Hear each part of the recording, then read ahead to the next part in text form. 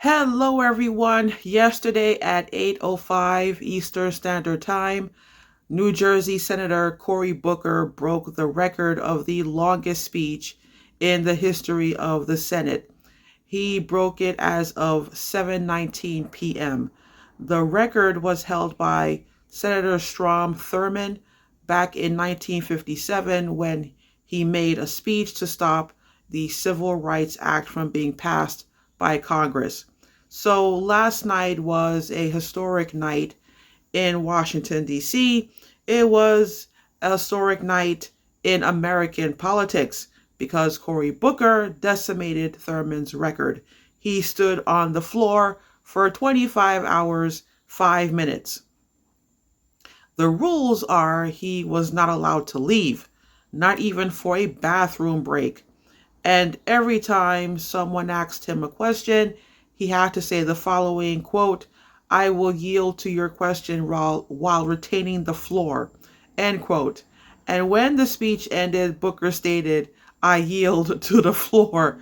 The protocol is strict and it's a part of American politics I never watched before. So it was a fascinating thing to watch from my perspective. This is such a big deal. To put things in perspective, Thurmond's record has been on the books for 68 years. Cory Booker is 55 years old. And I was not aware that Booker was trying to break this record until yesterday morning when he was still on the floor after 13, 15 hours. And I gotta tell you, people went on TikTok and YouTube to cheer him on. A lot of American citizens were paying attention to Cory Booker, so I feel hopeful that I am not the only person who has a problem with Trump's policies, and I am not the only person who watched some of Cory Booker's marathon speech. But besides Booker talking about getting into good trouble, there was another idea running throughout parts of his speech, and that idea was redeem the dream. He mentioned yesterday morning about the housing market and how most Americans cannot afford to pay rent. And that's when I first heard him say Americans no longer believe in the American dream and we need to redeem the dream. It reminded me of a few things. I remember when Obama was won the election and he became president, there was a picture of Langston Hughes, Dr. King, and Obama. Hughes represented the dream deferred, Dr. King represented the dreamer, Obama represented the dream. Which leads to my next point. Before we can redeem the dream, we need to be aware of how we lost the American dream. Now, one of the YouTube channels that I subscribe to is ALUX. Their motto is the place where billionaires come to get inspired. If you want to get rich, build wealth, you need financial education. And to me, ALUX is the best YouTube channel to get you financially educated.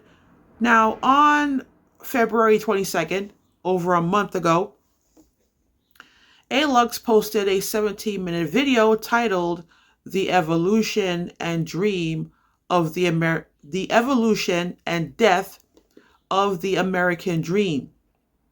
I highly suggest that you watch that video. I thought it was possible for me to become wealthy because most wealthy people are self-made. Only 15% of the wealthy inherited wealth. So I thought, oh, I can do it. I just need to educate myself, take risk, and invest my savings. But I never got rich.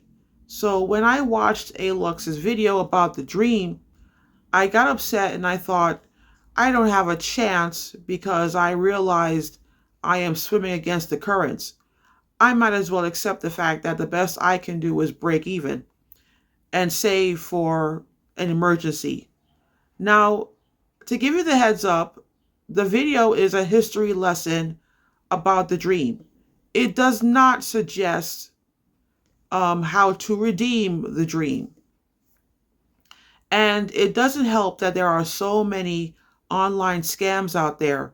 So many people say you can make money on social media, crypto, NFTs. You can make money online from your home computer. I tried, I lost money, I got scammed. So when I did have a few bucks, I went back to playing the lottery. Um, so the question I want to end this video with is, everyone has a dream for themselves. If you want to redeem the dream, what does that mean to you? And what does that look like? For me, redeeming the dream is making a living writing books, making films, and doing theater work. I used to work for the local government, and I recently found out the pension plan, the retirement plan that I paid into for years, might be gone before I reach retirement age. So I have to reevaluate what I do with my life these past 5 years and what is the best financial choice at this point in my life. But I realized that resigning from my government job might be one of the better decisions in the long run. When I think of the federal employees who lost their jobs, I feel bad for them. Some federal jobs pay very well. They get better benefits than state employees and local government employees. I have experience working for the state. I have experience working for the local government. So that's why I know about these things. Some of those federal jobs some of those federal jobs that got lost means another way of shrinking the middle class. And the middle class has already started to shrink. And the income bracket to be considered middle class is $40,000 to $95,000 per year. So what does redeeming the dream look like for you? Let me know in the comment box below. And let's continue the conversation Cory Booker started. So take care, everyone, and I will see you next time with another video.